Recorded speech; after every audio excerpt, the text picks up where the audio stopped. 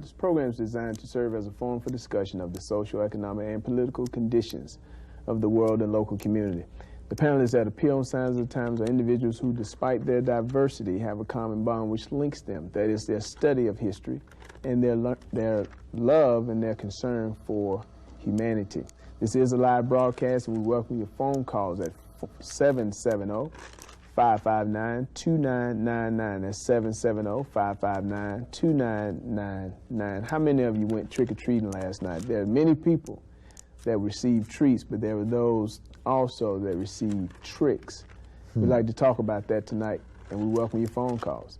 Tonight we have with us the elder priest of the New Covenant Congregation of Israel, Yaakov Ben Israel. This is our Ask the Elder segment, where you have an opportunity to call in to interact with the elder regarding topics that are raised on this program or things that you may have on your mind as well.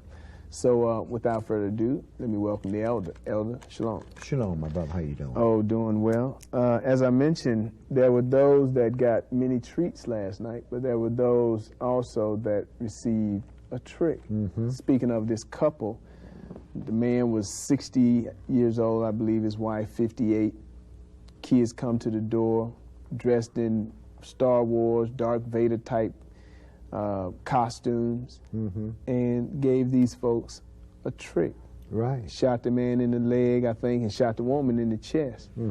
Is that what Halloween is all about, or is it really about something that, you know, that's a little bit more dignified than that? Well, Halloween is basically, you know, you sit back a long time, you know, from a child, you see these things progress and progress, and each generation pick it up and they add a little bit to it. But when you get right back down to the roots of it, we say today, well, it's all right, you know, dress up the kids all year long. Excuse me. All year long, we want our little children to be perfect little angels. And then one night out of the year, we want them to dress up as ghoulish as they can, whatever costume they want to, and carry out the rituals of Samhain. You see, it's nothing but another form of worshiping of the devil. But see, the thing of it is this: man just don't seem to realize that all of these paganisms are right here today. See, they say, well, we conquered this for Jesus, and we conquered that for Jesus, but yet and still, if you conquered it for him, why are you still carrying out these pagan rituals that were started by Europeans, especially our folks? You know, the guy next door to me, he goes to New Birth, and I asked him, I said, well, brother, what's all that stuff that you got in your yard? You know, what's that all about? He said, well, you know, it's for the kids. I asked him, I said, well, have you ever studied the, what this is the Halloween, All Hallows Eve is all about? Well, no, I heard. See? But it's for the kids. It's for the kids, but he heard, so he think it's all right because he's seen it done, you know, different people doing it, the kids dressed up in cartoon. It's similar to a semi-gala affair for the kids to get out and go trick-or-treat and get candies and so forth. But I remember a few years ago, brother, you know, people had been down on trick-or-treaters a lot. Trick-or-treaters has gotten, in the years past, they've gotten some pretty evil things put on. People used to put razor blades and fruit, and they'd lace candy with different kind of drugs and so forth and so on, you know. But what it is actually the worship of the adversary, the devil. But you know, amazingly, when you look around, when we consider all the things that the nations are off into, they got their gods with them today. They brought their gods all the way out of the Old Testament, their pagan deities, brought them up through the New Testament, and then brought them right over here in America with them and got them set up. To show you what I mean, Yahweh said, don't make anything to represent me. Okay? When you go down the street and you see a cross on a church, the first thing you say, they're Christians. Christians, right. Right? They're service of God. They're Christians, right? That cross is their symbol. The Muslims got a crescent moon and a star, right? Now, Esau came up with him a symbol. It's a 6-point star. Now they use that 6-point star and they use that menorah to say, well, we're the Jews, you see. But Yahweh said, look, don't make nothing with me. But when you see those things, the first thing you think about is these are the people that was chosen by the true and living God, you see. And Yahweh told them, say, don't deal with that. It's like this. If you and I standing on one side of the street and you give me a gun and you say, well, take this gun over there to those people over there in that building over there, right? So I say, okay, so I take the gun over there to the people over there. The people get the gun and they shoot everybody, right? I'm just as guilty as you are because I did an accessory before the fact. Well, it's the same thing that happens with us when we get off into these pagan rituals and deities and so forth. We're accessories to crimes that's being set up. Well, you spoke about the demons and the goblins and all that other stuff, folks. You know, and you said, well, people teach their children all year to be angels, so to speak, and things of that sort, to be good. But then all of a sudden, you have this one day when everybody says, okay, it's okay to be evil, as if people were not evil already. But it's interesting, it reminds me of something that Moses said, and even Paul reiterated in the New Testament. It said the things that the Gentiles sacrifice to, they sacrifice to devils, and not to God. And I would not that you have fellowship with devils. But see, you drive down the street, you see the big churches, right, with all the pumpkins and everything on the grounds, you know. And what are they going to do with those pumpkins? Make jack-o'-lanterns, you see. And see, all of the pagan things that we are celebrating today, when you look right at it, the church is solidly behind these things because, like the scripture said about America, she's mad on her idols. And you can, anywhere you go, you can see paganistical symbols that's displayed, and the average person don't even know that these things exist simply because they aren't being taught anything in the church. But amazingly, though, my brother, in the midst of all these pagan people and all the rituals and so forth that they are going through, prophecies are still being fulfilled.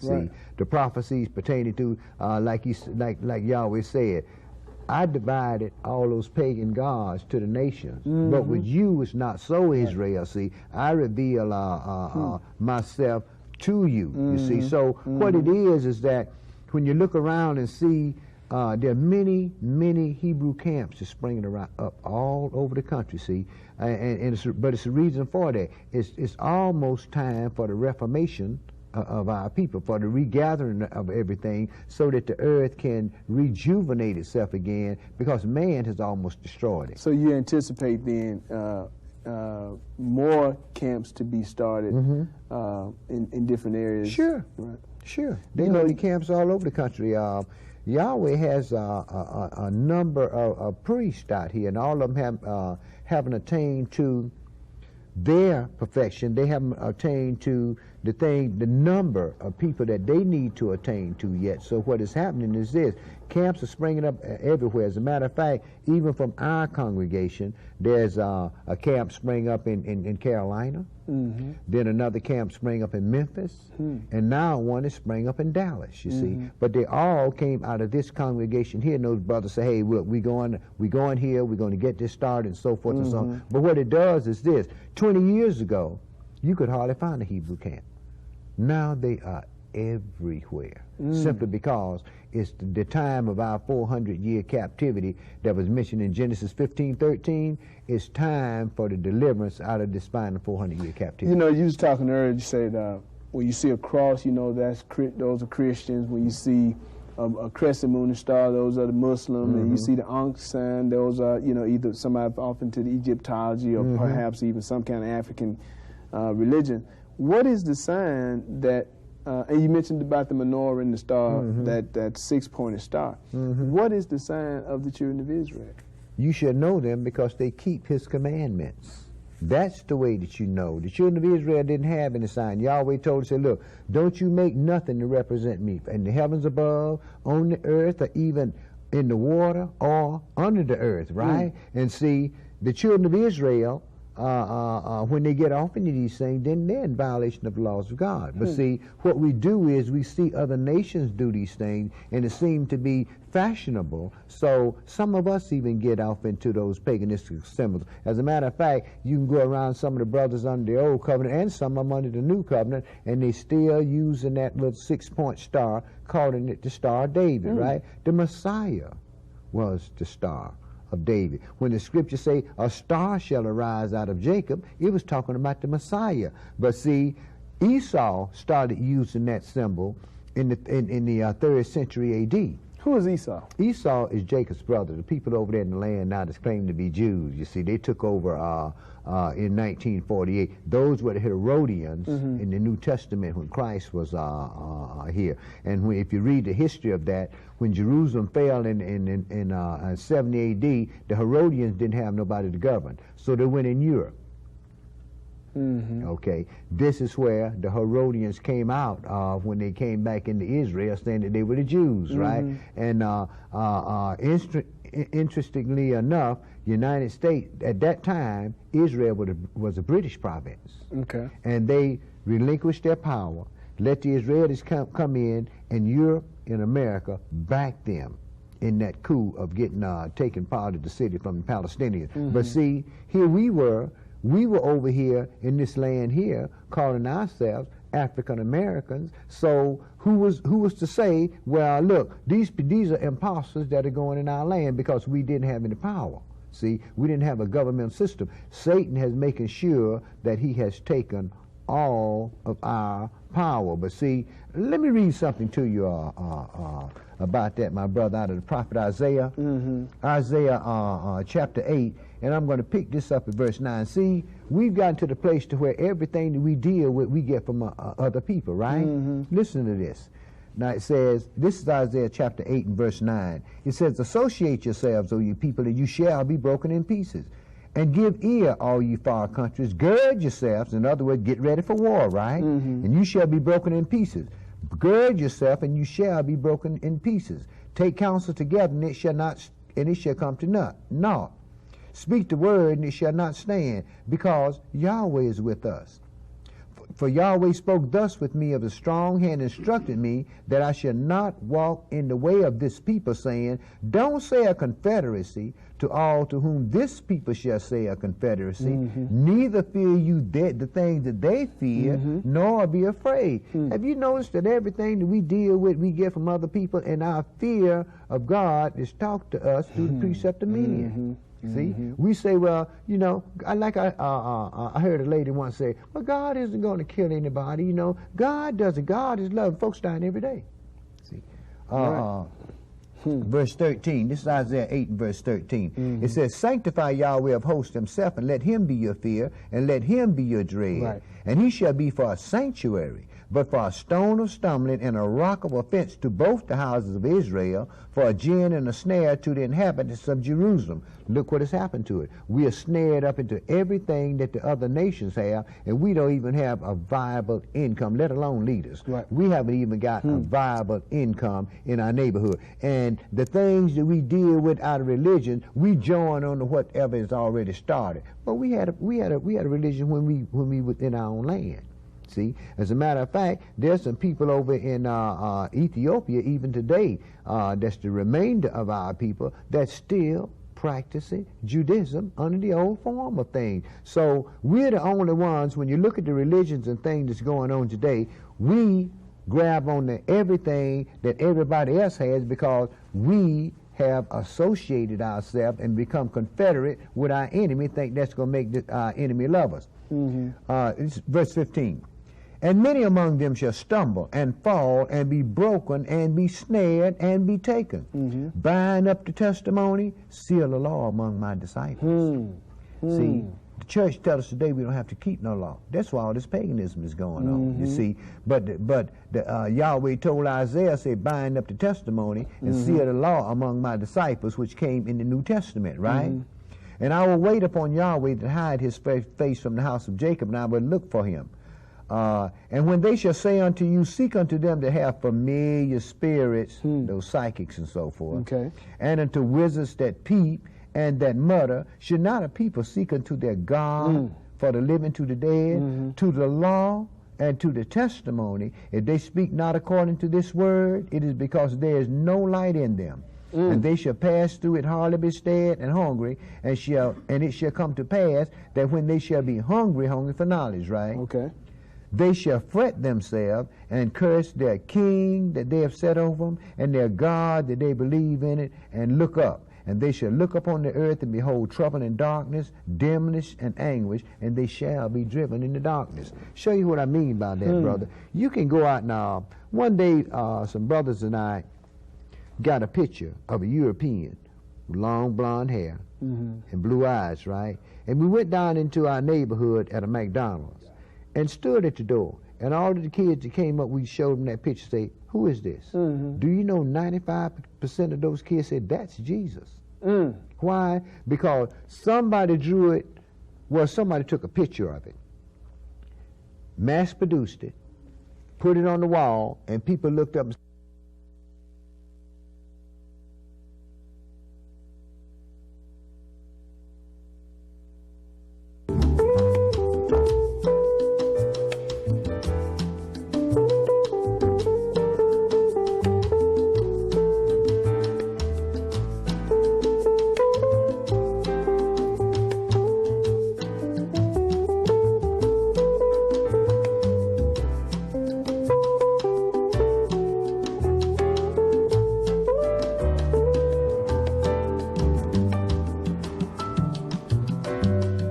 they shall fret themselves and curse their king that they have set over them, and their God that they believe in it, and look up. And they shall look upon the earth and behold trouble and darkness, dimness and anguish, and they shall be driven into darkness. Show you what I mean by that, brother. You can go out now. One day, some brothers and I got a picture of a European with long blonde hair and blue eyes, right? And we went down into our neighborhood at a McDonald's and stood at the door. And all of the kids that came up, we showed them that picture, say, who is this? Do you know 95% of those kids said, that's Jesus?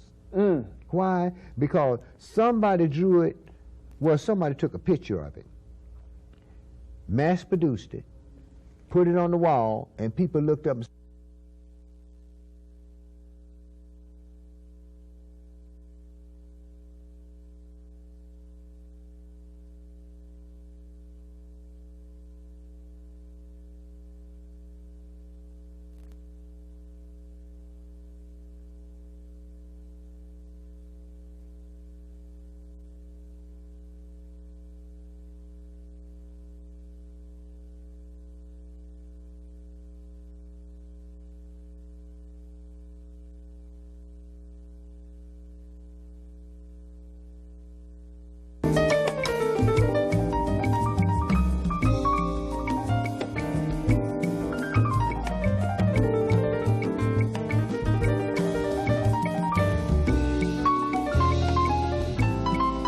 let me read something else to you that he said he was going to do out of the prophet Jeremiah here, and then you can see why there's so many camps that's coming up now. This is in Jeremiah 16, and I'm going to pick this up at verse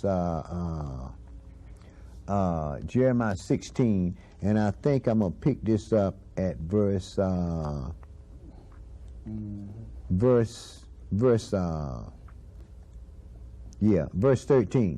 Therefore will I cast you out of this land into a land that you know not, neither you nor your fathers. Now, America hadn't been discovered back in those days, right? And there shall you serve other gods day and night, where I will show you no favor. We serve the gods of the nations. Therefore, behold, the days come, saith Yahweh, that it shall no more be said that Yahweh liveth that brought up the children of Israel out of the land of Egypt. But Yahweh lived that brought up the children of Israel from the land of the north and from the lands whither I have driven them, and I will bring them again into their own land that I've given unto their fathers. Behold, I will send for many fishers, saith Yahweh, and they shall fish for them. Well, see, this is the thing that's going on today. Yahweh is sending many fishes out here, and they're bringing in the sheep to the fold, reading this book to them, and giving them the truth in the word of the Bible. Because there's a lot of people out here that is looking for the truth. You'd be surprised the people that's going to the church that don't even believe what's being taught. But they go because their mamas went and their great-grandmamas went and so forth and so on. But like I tell everybody, I say, look, ignorance of God's law is no excuse.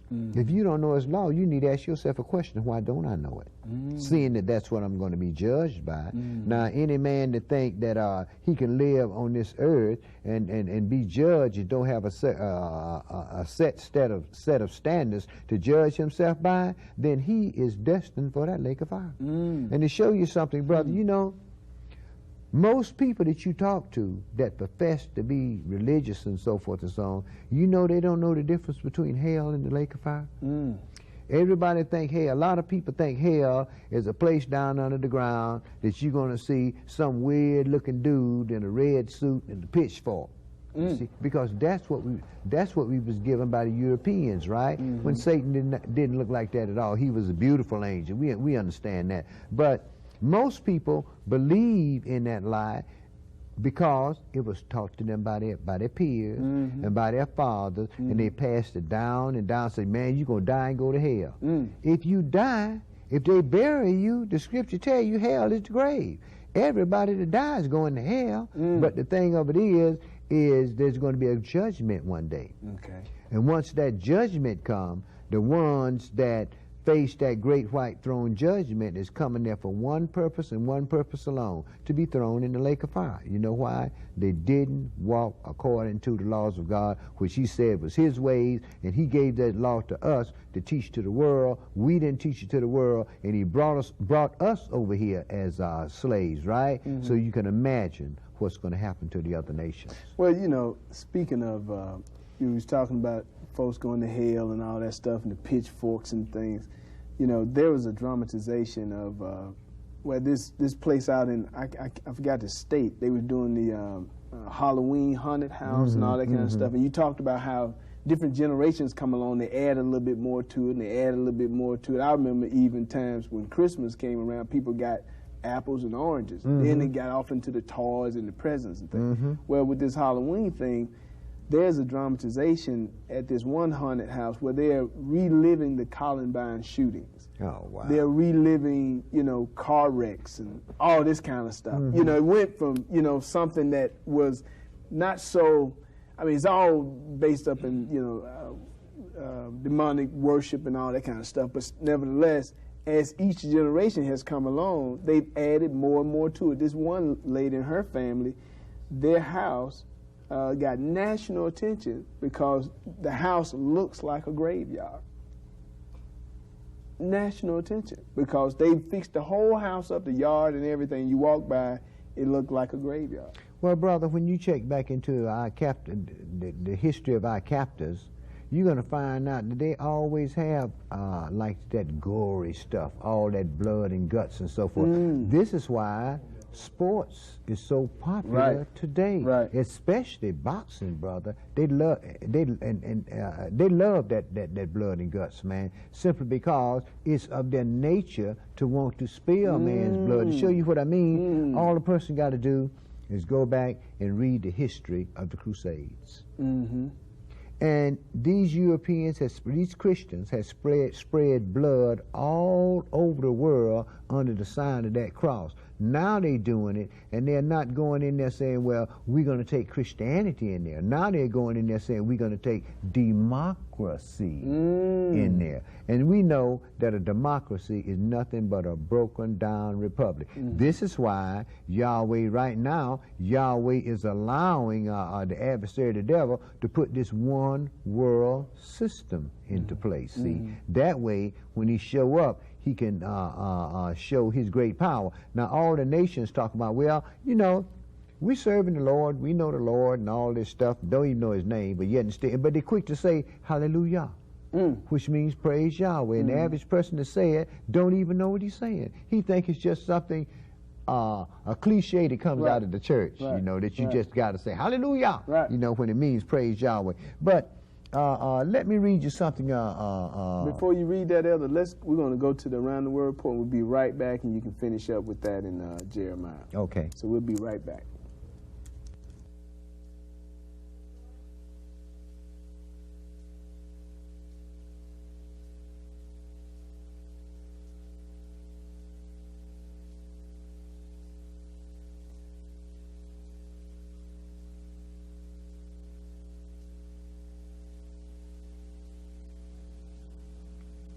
First on our community update, I'm Ruth Israel. Are African American fathers necessary? Black scholars and community activists attended a historic conference sponsored by Morehouse College and the Institute for American Values to talk about the politics of fatherlessness. Some advocates were attempting to defend black single-parent families, but they failed to realize they were sending troubling messages. First, that black children are different from white children and they don't need fathers or any male head in the family. Secondly, black men are different from white men in that black men can move away from family without any care of further responsibility. According to national statistics, 70% of black children are born out of wedlock, and more than 1/2 of black marriages end in separation or divorce. Other striking statistics show 86% of unmarried black males earn less than $18,000 annually compared to 68% of unmarried white males. A decline in male wages certainly play a critical role in deciding whether family or marriage is of any importance. We all must remember that Yahweh is the head of the man and the man is the head of the household. And turning to our nation, a Raleigh Superior Court judge lost a bid for a higher position because he announced that he is a homosexual. This is the first Republican to openly admit his sexuality and continue to hold a state public office. Look for more to come as American culture moves closer to that of Sodom and Gomorrah. A study by government scientists shows summers and winters have gotten hotter and stickier in the United States in the past few decades. The study also notes the humidity has been rising several percentage points per decade. The end is surely near. We can hardly recognize the seasons anymore. And finally tonight, a jury in Fort Worth, Texas deliberated 4 hours before announcing they would execute a man for using a 19-year-old retarded woman for target practice before finally killing her. Texas is known to be more expedient when making decisions regarding executions. This has been the community update, and now we'll have Maskil with the Around the World report. Maskil? Thank you, Ruth. Was it a trick or a treat? This past First Day, Pope John Paul praised highly of the doctrinal accord signed between the Roman Catholic and Lutheran Church, saying it was a sign of hope for Europe when the division of the Protestant and Catholic Church occurred more than 480 years ago. Senior clerks from Catholic and Lutheran churches signed the Doctrinal Accord Declaration on Reformation Sunday in the German city of Augsburg. Also in the news, the eagle and the bear trained together. In Russia, the United States-funded Nuclear Security Center opened today to train Russian officers to use detection equipment and guard atomic weapons storage sites in efforts to hinder the risk of nuclear weapons being stolen. The Security Center is a part of the annual $400 million U.S. program to foster nuclear security and help disrupt atomic weapons in Russia. In Israel, the Arrow anti-missile rocket developed with the Americans to intercept incoming rockets has been reported having a successful test shoot.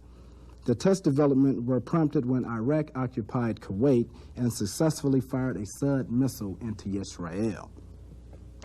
Also in the news, President Clinton is present at the Oslo summit to commemorate the 4th anniversary of the commemoration of the former Israeli Prime Minister, Yitzhak Rabin. President Clinton was reported as saying, "Coming here to honor the memory of Yitzhak Rabin who gave his life to the peace process, it's a good thing to do.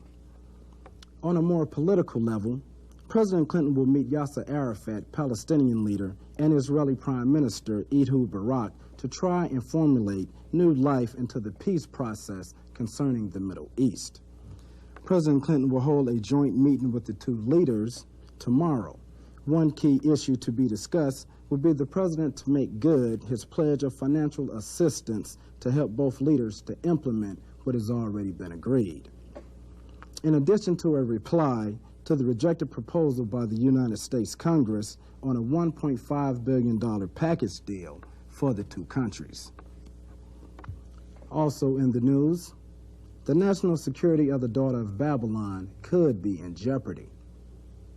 Panamanian government will be expecting to receive major military bases in the Panama Canal Zone on December 31st of this year.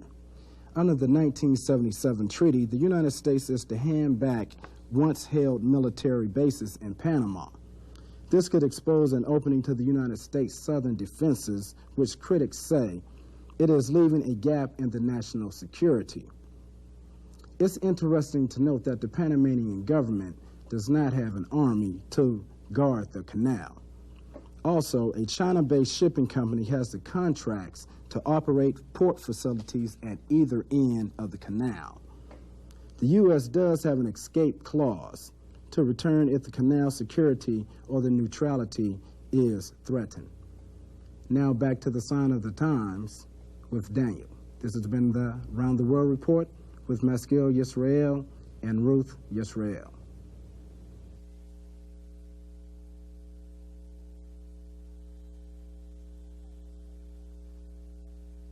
Hi, and welcome back to Signs of the Times. We're talking to the elder priest of the New Covenant Congregation of Israel, Yaakov ben Israel, and we welcome your phone calls at this time. 770-559-2999. That's 770-559-2999. We've been talking a little bit about All Hallows Eves and some of the other pagan holidays that people have a tendency to celebrate. And it's almost like people are just kind of caught into a paralysis of sorts. You know, it's just you do these things and it's like, well, I just can't stop doing it. It's just, and the emotional ties associated with these kind of things, it's almost like I can't stop. You know, why should I? I can't figure out why I can't stop. Folks may desire to stop. Folks get grieved because they can't, you know, buy their kids or their loved ones gifts, and they can't dress their children up. I mean, you'd be surprised all of the drama associated with some of these holidays, if you will, because people can't seem to celebrate them. Well, you know, it works like this. People can stop doing anything they want to do. They don't want to stop. See, people walk around and say, well, I don't celebrate Christmas. I let my kids do it. What's the difference? See, they don't do it because that's what they want to celebrate these pagan holidays. It's a time for, they made it to a time where families come together, you know, haven't seen each other for rights. They haven't seen each other for a year, and they sit around the table and eat all those abominations they've been eating all their life, you know. So that's what it is, brother. I mean, the scriptures say, "The flesh of the swine you shall not eat, nor touches dead body." But when we go and look at a lot of dinners that's cooked around, you know, them holidays, brother, I mean, everything be laced with that swine. But see, the reasons why we're off into all these things is because all of the nations are against us. We following them. See, that's what it is. We're following them, and they keep telling us, "Say, look, you do your own thing." Right. See, why don't you do your thing? Why you keep wanting to follow me? You see, and the thing of it is this: our people just have never done anything else, and when they go to the church, they don't realize the fact that their ministers was taught at a Christian seminary. So what do you think he's going to teach? Christ says salvation is of the Jews. See, Christ was born King of the Jews. When they crucified him, they said, "This is Yeshua, King of the Jews." Zechariah told you that when the Messiah set up his kingdom, that the nation's going to grab on the coattail of him that's the Jew. And then what you have to realize is this: The power behind this new world order is Christianity. That's the power behind it. And we know that the Pope has always crowned emperors, right? And he's in line now. The Pope's in line now to crown this last king that's going to come upon the scene. See, and it's not just the Europeans that have us in captivity that are against us. It's all the nations, brother. Plus, it's us choosing to remain in that captive state of mind. Right, the terror from within. But the sword that's coming from out is not just coming from the Europeans. The Hispanics don't live around us unless they have to. The Asians don't live around us unless they have to, right? Everybody get away from around us simply because they know that we got those curses on it, curses on our people. America washes our linen on worldwide TV. You know, now all these nations talking about they serving the true and living God, right? Okay. Let me read something to you out of Zechariah 14 here. Okay. This is verse 1. Behold, the day of Yahweh comes, and your spoil shall be divided in the midst of you. For I will gather all nations against Jerusalem to battle. Now, why on earth would all the nations on the earth be gathered against Jerusalem to do battle? That's the Lord's land, right? This is that one world order that's bringing all, that comprise all these nations that's coming up to Jerusalem, right? Okay, it says, for I will gather all nations against Jerusalem to battle, and the city shall be taken, and the houses rifled, and the women ravished, and half of the city shall go forth into captivity, and the residue of the people shall not be cut off from the city. Then shall Yahweh go forth and fight against those nations as when he fought in the day of battle. And his feet shall stand in that day upon the Mount of Olives, which is before Jerusalem on the east. Now, so that's where he left from, right? Okay. And he's coming right back to the Mount of Olives. These folks talking about they're going to meet him up in the air, and they're going up to Neverland. The Lord is coming to the Mount of Olives. Okay. And the Mount of Olives shall cleave in the midst thereof toward the east and toward the west, and there shall be a very great valley. When his feet stand upon that mountain going to burst in half and create a very great valley there, right? And listen to this now. It says, verse 6, and it shall come to pass in that day that the light shall not be clear nor dark, but it shall be one day which shall be known unto Yahweh, not day or night, but it shall come to pass that at evening time it shall be light. See, so all the nations is coming up to Jerusalem to battle the children of Israel. Why? Because of the fact that we're God's chosen people. Now I'm going to pick this up at verse 12 here. It says, and this shall be the plague wherewith Yahweh will fight all the people that have fought against Jerusalem. Their flesh shall consume away while they stand upon their feet, and their eyes shall consume away in their holes, and their tongue shall consume away in their mouth. And it shall come to pass, rather, in that day, that a great tumult from Yahweh shall be among them, and they shall lay hold every one on his hand of his neighbor, and his hand shall rise up against his neighbor's hand. You see, so what Yahweh is going to do once this war starts, he's going to make them turn back against each other. It's time for the reformation of our people. It's time for the deliverance of the children of Israel. Let's go to the phones. Caller, go ahead. State your name, please. Can we bring the call up just in the studio, Ted? Hello? Yes, sir. Go ahead, sir. Yes, my name is I was wondering, this day and age, we have many of our people, you have many mixed people. If we the children of Israel and you have mixed people, are they still considered the children of Israel? Okay, good question. Thank you for your call. What you might want to do is get back into the history of the children of Israel, and you're going to find out that some of the brothers that were of the 12 tribes had children from people of other nations. You see, so that mixing of the holy, Yahweh told us, don't mix our holy seed. Now, the males carry the seed, right? Now, he told us, say, look, this is why he told us, say, don't sow mingle seed together. Don't let your cattle mix with diverse kind. Well, people will say, well, God created all flesh, so I don't see any problem with, one nation of people mixing with another nation of people, right? Well, let's look at it this way. We got a lot of animals out there, right? Mm-hmm. You don't never find, and look at the fowls of the heaven, you don't never find eagles and sparrows flying together, but they're birds, aren't they, right? Anytime you take a breed dog and mix it with another dog, what do you come up with? A cur, don't you? A new breed. A new breed of dog, right? Something don't nobody want, right? They want the pedigrees, right? So what has happened is this. Not all of us were mixed now. I mean, we know that Master had his woman on the plantation, but we can very well look at these people that's polluted seeds and see what the deal is. And then what we have to understand is this. It's the males that carry the seed. If a black woman marries a European, a Gentile, and they have a child, that seed is Gentile. See, because the males carry the seed, right? Well, it's the same thing with us.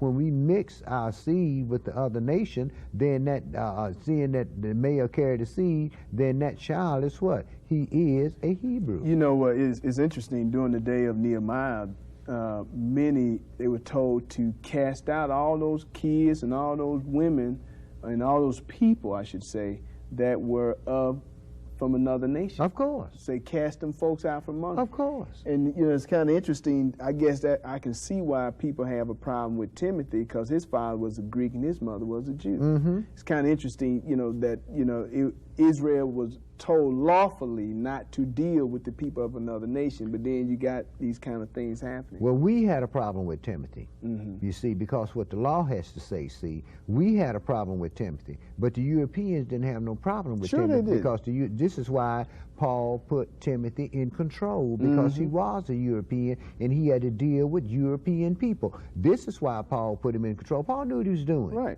You see, and but what he was made overseer of the church, but he wasn't allowed to change any doctrine or anything like we have gotten today. The thing that we got today wasn't even talked about, right, back in those days. I mean, we get it that like when Paul said we're not under the law, we're under grace, right? Everything works by law.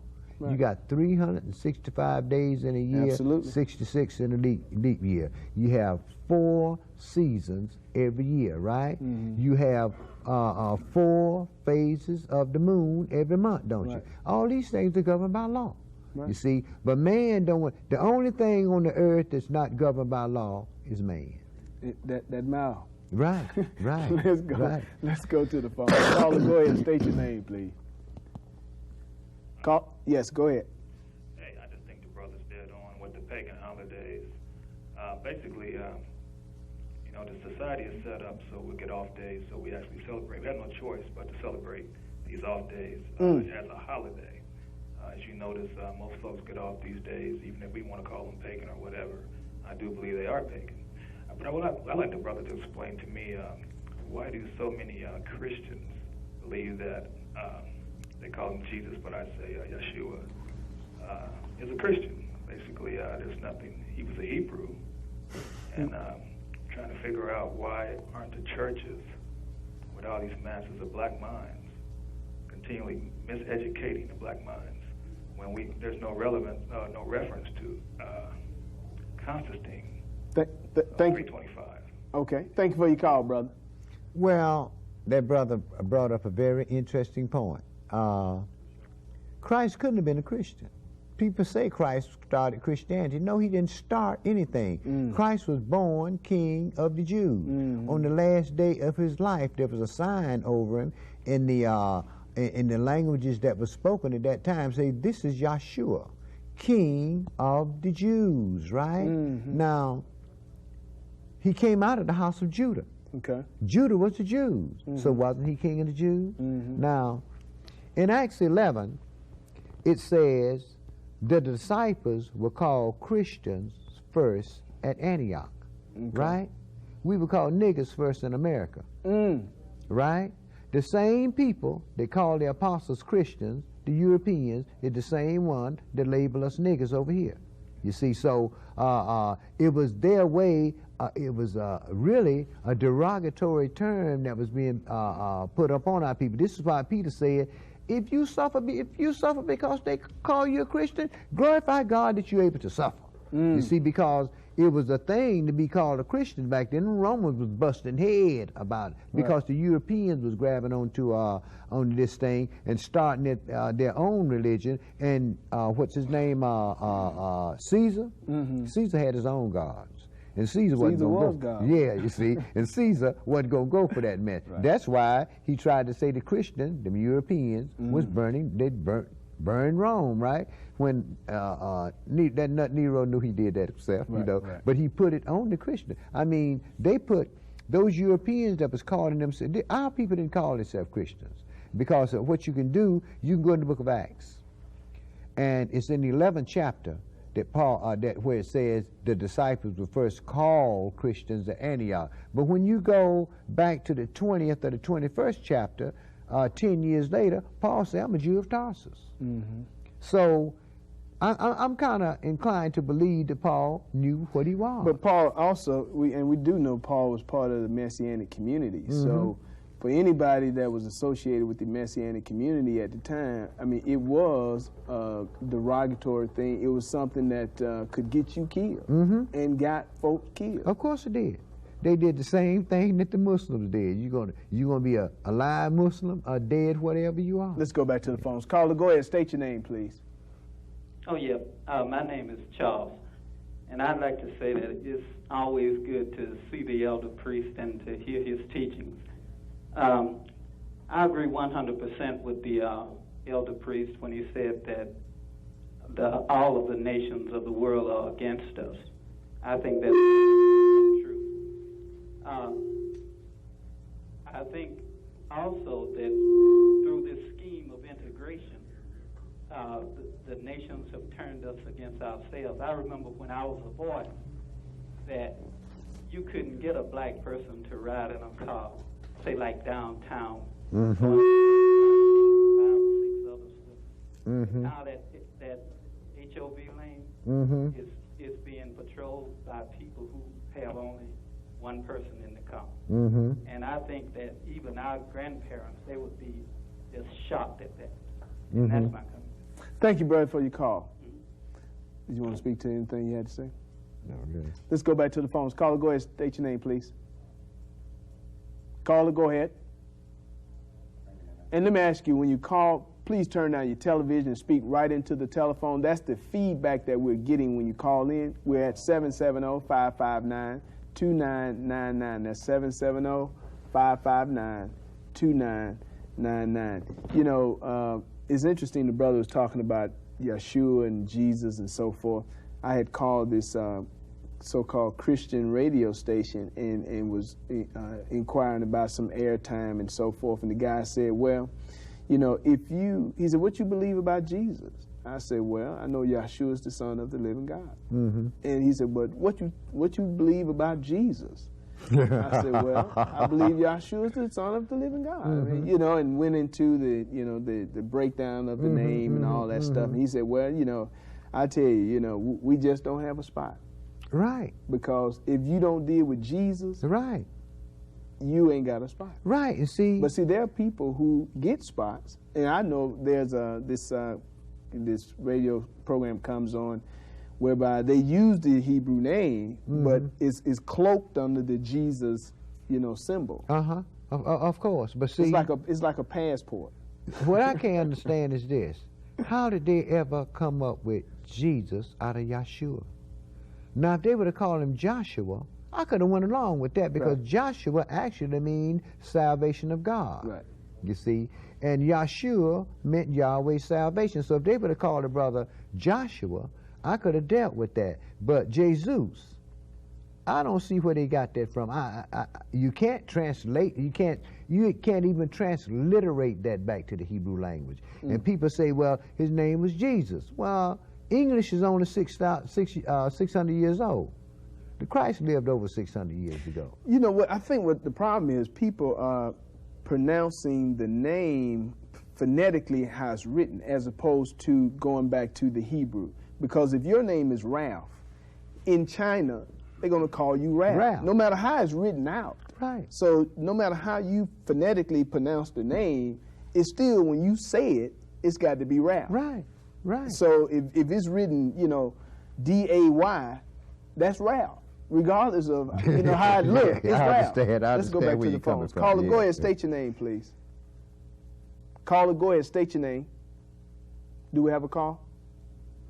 Yeah, I think people get into the. Oh, we do have a call. Caller, go ahead. State your name, please.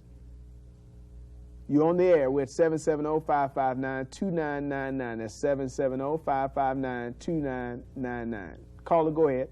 Yes, my name is Quincy, and I wanted to comment how you feel about a brother trying to make it and working and stuff, but yeah, he's getting discriminated with on the job. Well, how would you recommend that I deal with that? Because I work for a company, and the white man gives black folks a hard time trying to make it there. well, good question, brother. Sometimes black folks give you just as hard a time. It just depends on the mindset. How would Most you of the deal time, with that? black folks give you a harder time. Oh, than absolutely. black, than, well, each situation like that, brother, it has to be dealt with. You can't deal with all situations That's the true. same thing. If That's you true. don't know the underpinnings of what's going on at that company, then you can't very well deal with it. But see, what my brother have to realize is this: he's a captive. Mm-hmm. See? Right. If he keep in mind that he is a captive, then he won't have that problem. You see, because master owns the job. He got to know who got him in captivity. There you and go. then who he's really working for. Yes, sir. Because And he then- represents somebody. Yes, sir. And he got to accept the crumbs that fall from master's table. See, he ain't putting no crumbs on master's table. Mm-hmm. So basically each situation is different. You have to deal with it on the way that you have to deal with it. But the way that I dealt with it when I was in the cooperative structure was this: I knew my place.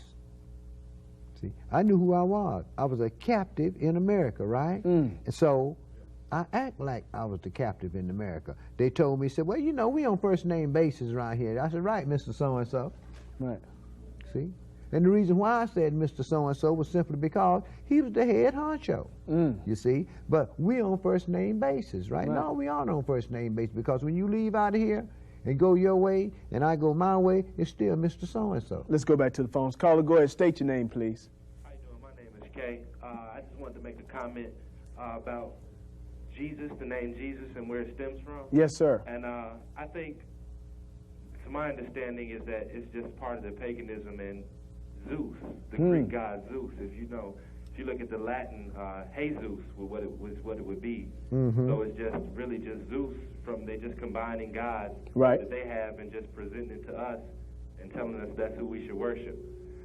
But I just want to say y'all brothers are doing a great job. I think this is a great opportunity for our people to share information and learn from the elder. And I'm here to support y'all. I'm probably stopped by the Covington Highway, NCCI, and y'all keep doing y'all thing. All praise to the Thank you Most there, High, brother. brother.